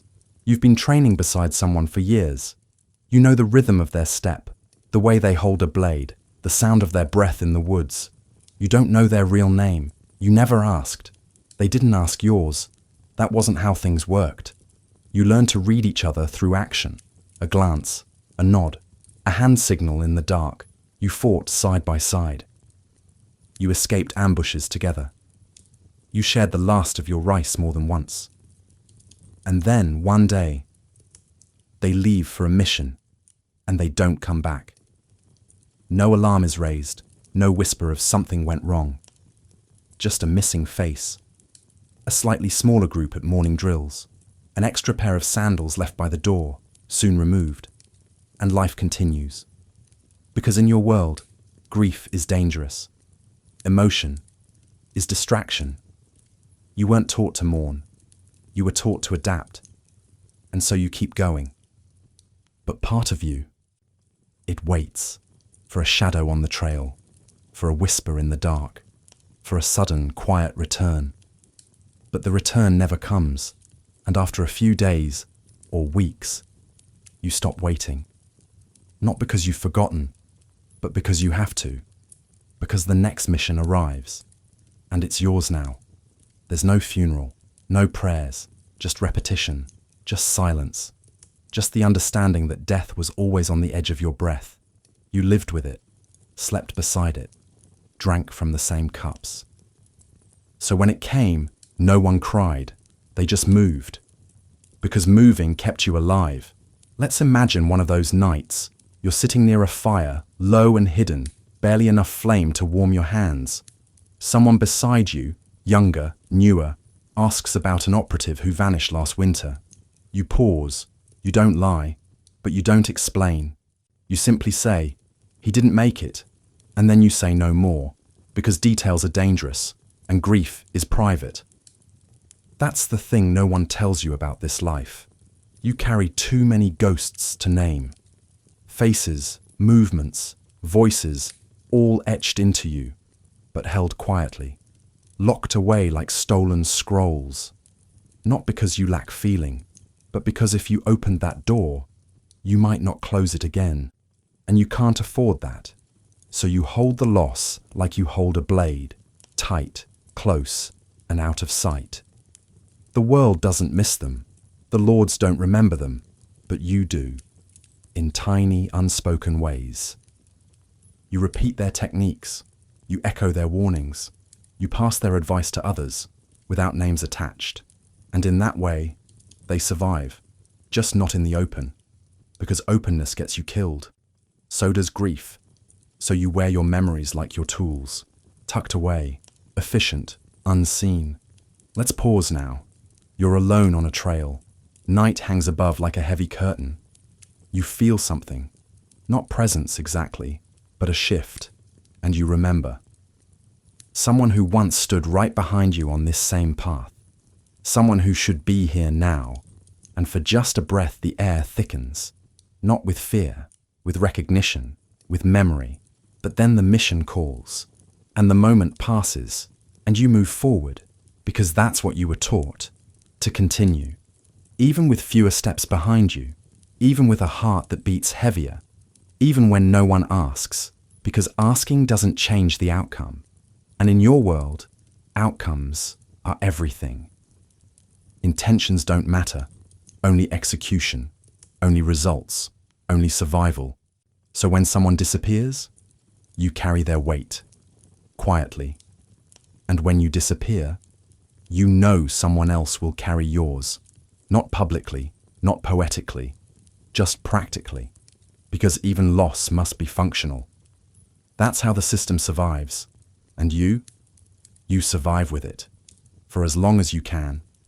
By the time the world started to admire you, you were already gone. The stories came late, centuries too late. They painted you as mythical, as magical, as shadows that flew. But by then, there was no one left to correct them. No one left to say, that's not how it was. And so the legend grew. It sprouted from silence like moss over stone, soft, green, inaccurate, but comforting. Let's sit with that contradiction. You lived a life of cold, hunger, blood, and quiet purpose. You endured loneliness, betrayal, death without name. You moved without glory. You disappeared without record. And now, children throw plastic stars, movies show you walking on water, games let you teleport between shadows. And none of it, tells the truth. But here's the strangest part. That lie. It made people care. They didn't care when you died in the mud behind a merchant's house. They didn't care when your bones sank into unmarked soil. But now, centuries later, they wear masks in your name. They whisper the word ninja like it's enchanted, as if it means invincible. As if it means hero. As if it means chosen. And not what it really meant. Desperate, disposable, disciplined. Let's rewind. Your life wasn't surrounded by myth.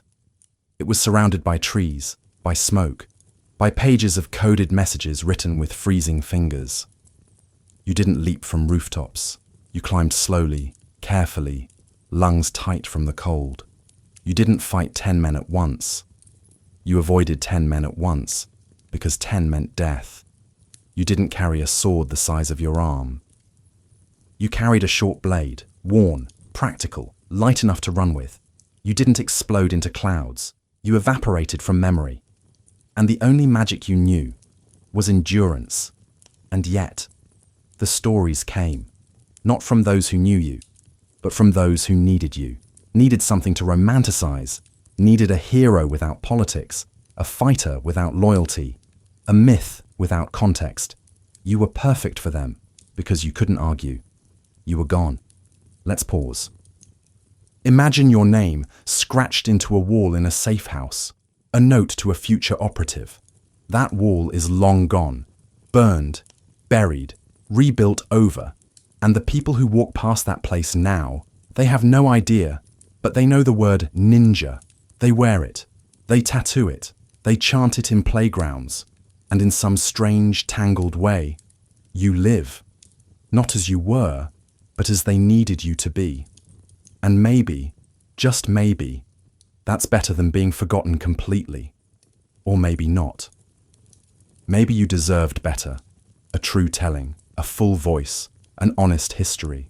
But honesty is quiet, and legends shout louder. Let's walk through one of those stories. A village under siege. A lone ninja arrives. He infiltrates the enemy, learns their plans, disables their weapons, saves the town. He vanishes before dawn. He is never seen again. People light candles in his honor. They pass down his tale. It grows. it expands, it becomes more vivid, and eventually, it becomes impossible. Because no man could have done all that, but someone did, not alone, not with magic, but with grit, with skill, with quiet terror running down his spine. And when he left, there were no candles, only wet boots, only silence, only the next mission. The legend didn't save him. It saved those who needed him. And then forgot his name. But now, centuries later, we speak again, not to retell the legend, but to unwind it, to sit with the truth behind the myth. To remember that the shadow had a heartbeat, that the blade had calloused hands behind it, that the silence had thoughts, sharp, human, aching. You were not made of smoke. You were made of bone, of need, of discipline stronger than pride. And yes, there is honor in that, even if it came too late, even if it arrives now through whispered stories, soft lights, and eyes that close slowly as sleep takes hold. Tonight, you are remembered, not as legend, but as truth. And somehow that feels better. You lived in between doors, between names, between truths. There was the you they saw, the humble servant, the monk, the merchant's helper, the peasant with quiet eyes. And then there was the other you, the one who moved by night, the one who kept secrets, the one who had no name. Being a ninja wasn't just a role, it was a split, a fracture. A life lived in two layers, never meant to touch. Let's enter that space. You walk into a town under a borrowed name. The clothes you wear are plain, common, slightly worn, enough to be invisible, not enough to attract pity. Your hands carry a bundle of firewood. You bow politely. You greet the market vendors. No one suspects a thing. But in your sleeves are tools of silence. In your pouch, folded 7 times, is a message meant to change the course of war. And in your eyes, stillness. Not peace, not fear, just stillness. Because you can't afford anything else. You eat at communal tables. You sleep on borrowed mats. You listen. And always, always, you watch. Because the you they see is not you. Not completely. Let's pause here. How does it feel to perform a version of yourself every single day? To shape your breath, your blink, your posture to fit expectations that are not yours?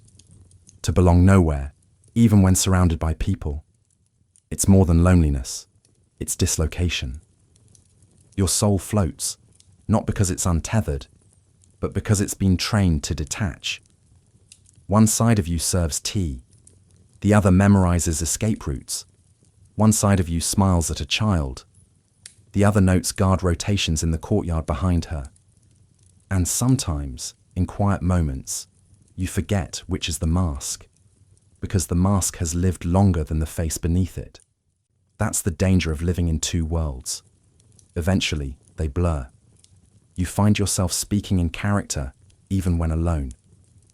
You flinch at the wrong questions, even from friends who mean no harm. You forget the last time you used your real name, or if it even still belongs to you. And when the mission ends, you don't return to a home. You return to waiting for the next role, the next place, the next borrowed name. Because your identity is function, not personhood. And personhood? That's a luxury you can't afford. Let's walk with this. You're traveling now, after a mission. You pass through a small village. The smell of miso floats from a house. Children chase each other in the mud. A man chops wood rhythmically. A woman sings while hanging laundry. And for a moment you stop. Not because you're tired, but because this is the world you live in, and yet never touch. You could be any of them, and none of them, because your world is layered behind theirs, close enough to feel, too distant to hold. You walk on, because to linger is to risk remembering what you've lost and what you've become. There's no going back. Not really. Even if you tried, even if the missions ended, even if peace returned, who would you be? Who would believe you? Who would accept the silence inside you? the nightmares, the reflexes, the absence of soft things. You are a man split, not wounded, not broken, just divided, permanently. And sometimes the two halves of you argue. One says, "This is survival." The other whispers, "This is erosion." But there is no victor, only forward, only duty. And in that duty, you make peace with the fracture. You learn to move through the world like wind through branches, touching everything, claiming nothing. You become a story no one tells, a presence no one names, a man with a soul spread across two lives, and rooted in neither.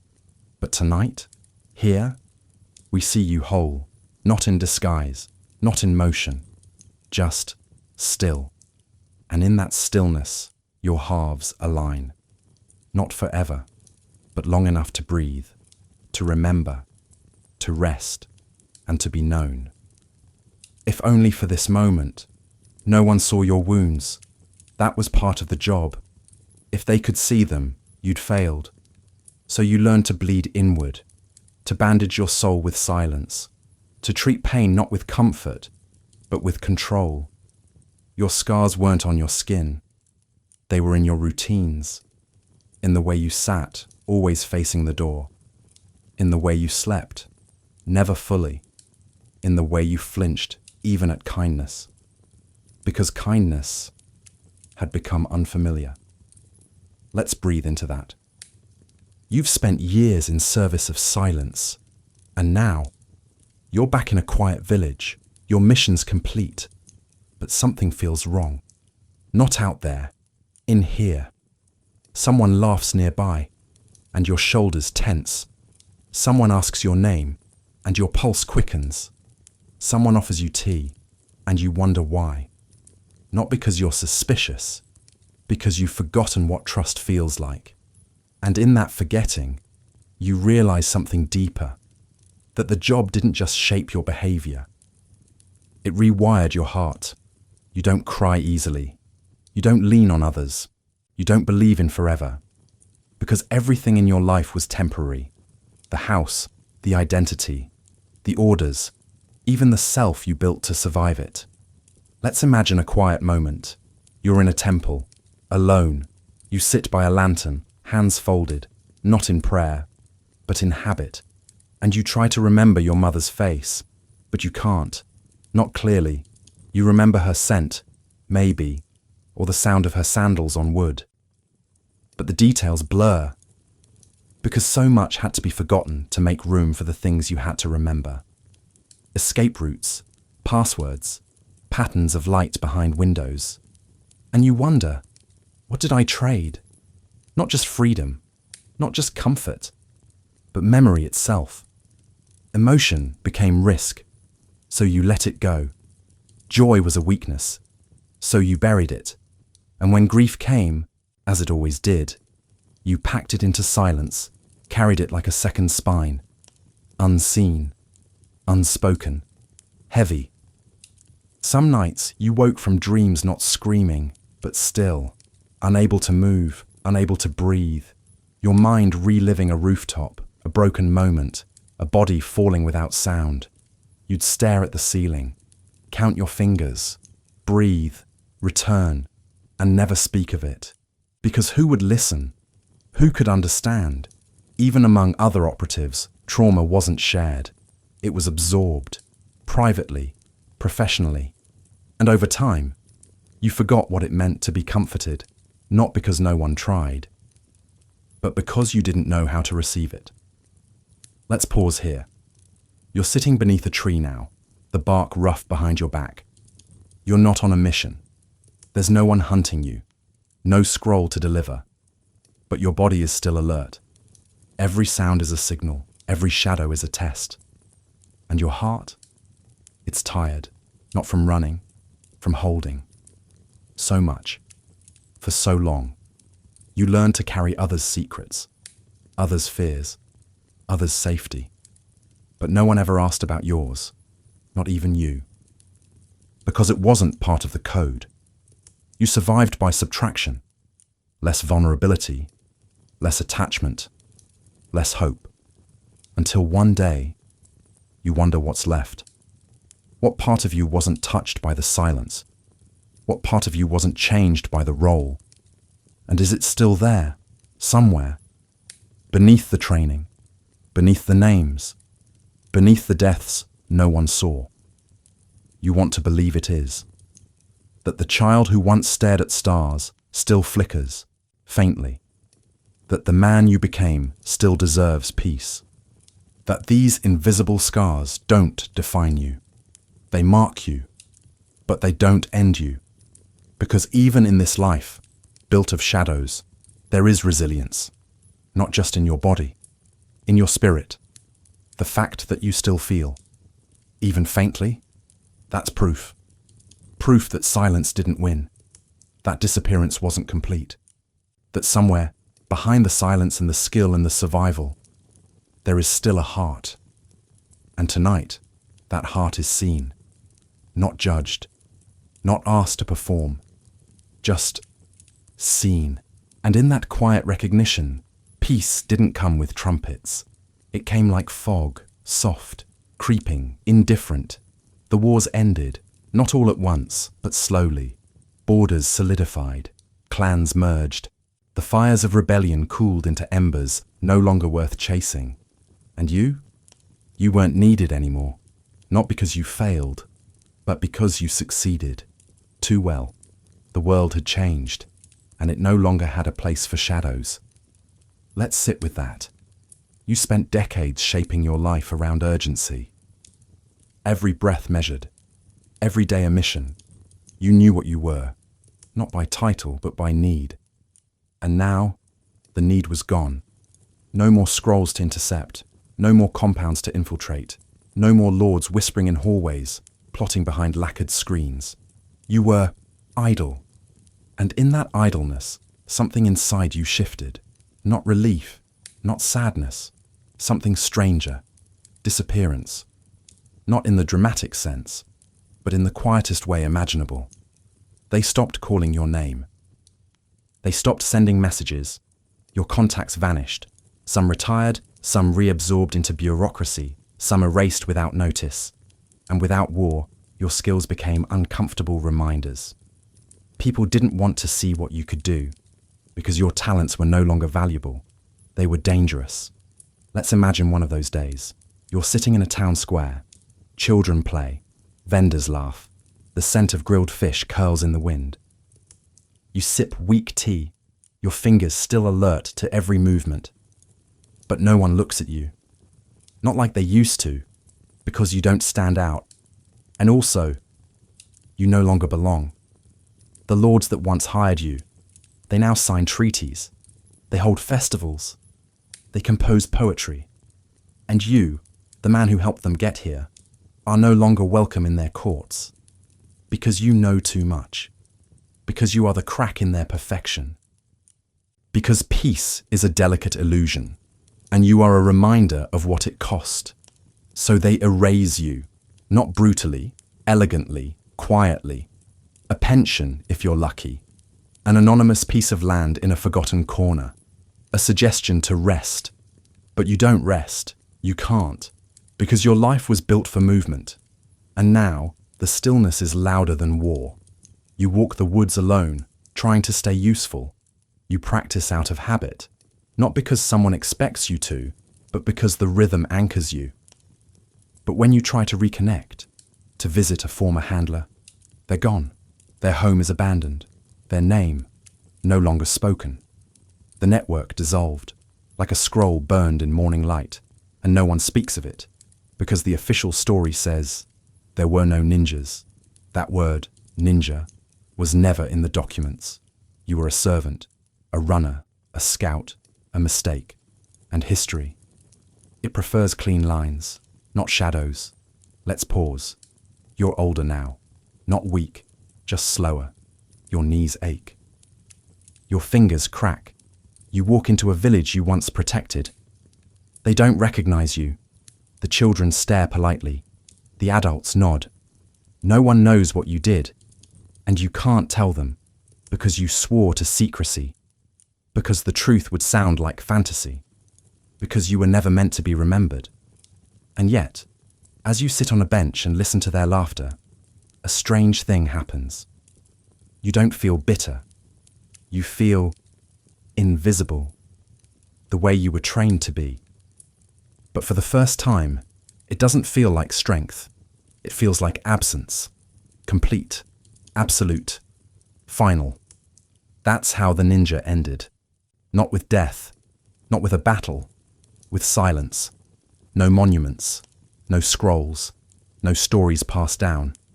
Just men who vanished, because the world decided they were inconvenient, because their usefulness had an expiration date, because memory is political. And you didn't fit the narrative. But here's what they forgot. You were part of it all. You shaped it. You bled for it. You protected what others couldn't. And that story, it still matters. Even if it was buried. Even if the world moved on. Even if peace came and swept your name away. You remain. In the wind that rustles through the trees of Iga. In the silence of villages that never burned. In the gaps between what's written and what's true. You are the unwritten line. The footstep never heard. The breath that held stillness. And tonight, you are not gone. You are remembered. Not as a relic, but as a reality. Not as a myth, but as a man. And that is peace enough. Not everything was erased. Not completely. Even silence leaves echoes. Even shadows cast traces. You just have to know where to look. Beneath floorboards, inside walls, in scrolls that crumble at the edges, ink faded like breath in cold air. In the forgotten villages of Iga and Koga, time moved forward. But not everything followed. Some stayed behind. Quietly. Let's go there now. Not as a tourist, as a witness. You walk up a narrow path. Moss creeps over stones shaped by footsteps long gone. The forest presses in, not hostile, just private. At the top, you find the remains of something old. A house, maybe, or a training hall. Just wood and memory now. No sign, no plaque. But in a gap between stones, a sliver of iron glints. A tool. Rusty, simple, handmade. You pick it up and feel the past hum through your fingers. This isn't a museum artifact. It's a whisper. Someone once held this in the dark. Someone once relied on it for silence, for survival. And now? It waits. Not for attention, just for acknowledgement. Because the ninja didn't leave behind monuments. They left impressions. In the way trails twist where no village remains. In scratches beneath floor beams, used to count days in hiding. In shallow depressions in cave walls, where fingers practiced gripping stone. In the pages of scrolls sealed inside bamboo tubes. Texts not of warfare, but of weather, of herbs, of how to read the night sky. Because they weren't just assassins. They were scientists, linguists, psychologists before the term existed. And the fragments that remain, they tell that story, if you read slowly. Let's sit with one. A page, brittle and yellow. No title. Just diagrams, knots, maps, strange characters. It's not beautiful. It's not meant to be. It's functional. It was never written to impress. It was written to survive. And so it has. Barely. That's the legacy of the ninja. Not glory, not spectacle, but survival in the most elemental sense. Somewhere, in a small museum or private archive, a tiny scroll is preserved, the only known record of a mission that likely saved hundreds. No names, no dates, just coordinates. But you know what it means, because you lived that life. You read between lines. You find meaning in absence. Let's imagine now an archaeologist, sifting through debris beneath an old farmhouse. They find a hidden compartment. Inside, a blade wrapped in cloth, a pouch of dried herbs, a folded note, illegible with time. They don't know who it belonged to, but they know it wasn't ordinary. And in that moment, the past flickers. A name doesn't return. but a life does. That's how the ninja remain. Not in textbooks, but in traces, in the earth, in the corners, in the pause before a story continues. Some say there were no real ninjas, that it was all exaggeration, myth. But if you walk the hills of Iga just before dawn and stop where the trees part, you'll feel it. Not fear, not presence, just memory. Something held here, moved here, ended here. The moss knows, the stones remember, and even if the documents are gone, even if the names are burned, the shape of the silence still fits the key of your breath. Because some truths live not in being spoken, but in being felt. You were never supposed to be recorded. You were meant to dissolve. But in that design, you became eternal. Not in fame, in imprint. And maybe, just maybe, that's stronger. Let's return to the trail now. You pass a tree with a strange cut in its bark. You don't pause, but you note it. A marker, a memory, the kind only another like you would notice. You walk on, and someone else, years from now, may do the same, and feel that whisper. Not loud, not clear, but real. Because the story never ended. It just moved into shadow, waiting for someone gentle enough, quiet enough, to see. You were never meant to be remembered, not like this, not with reverence, not with softness, and certainly not with peace. But tonight, here you are, resting in a story, not being hunted, not being used, not disappearing, just existing as you were, as you are. A human being who lived between silence and sacrifice, whose life wasn't written in ink or carved in stone, but lived in full, through fear, through frost, through betrayal, pain, hunger, and memory. And somehow, despite everything, you endured.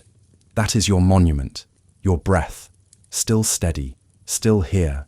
Let's breathe together now, slow, unhurried, like the way fog curls through pines at dawn.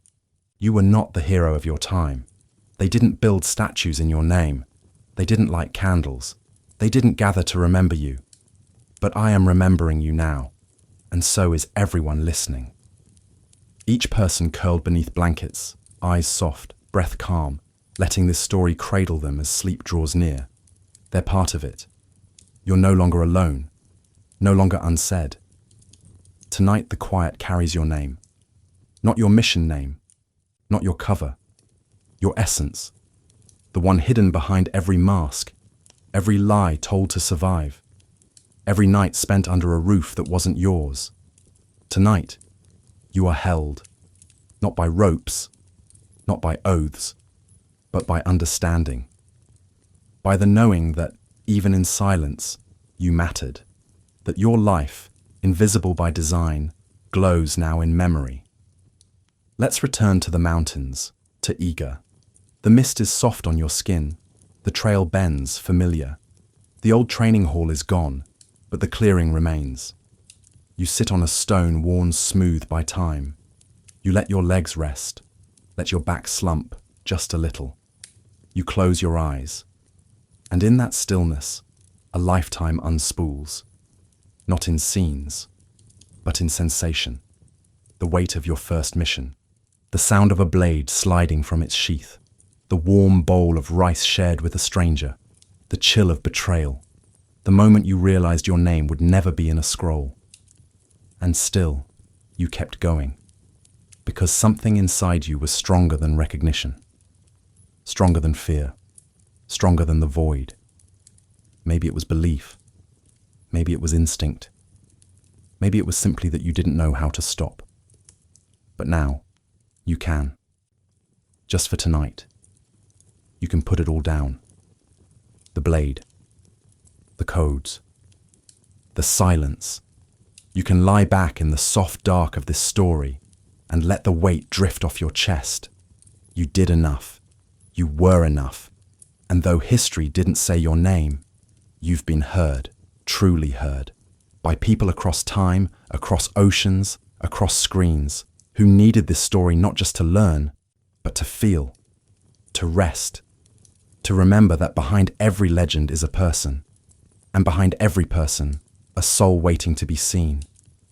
Tonight, your soul is safe, not because the world changed, but because for once, you don't have to. You don't have to disappear. You don't have to watch. You don't have to wait for orders that never come. You are free to rest, to dissolve not in fear, but in calm.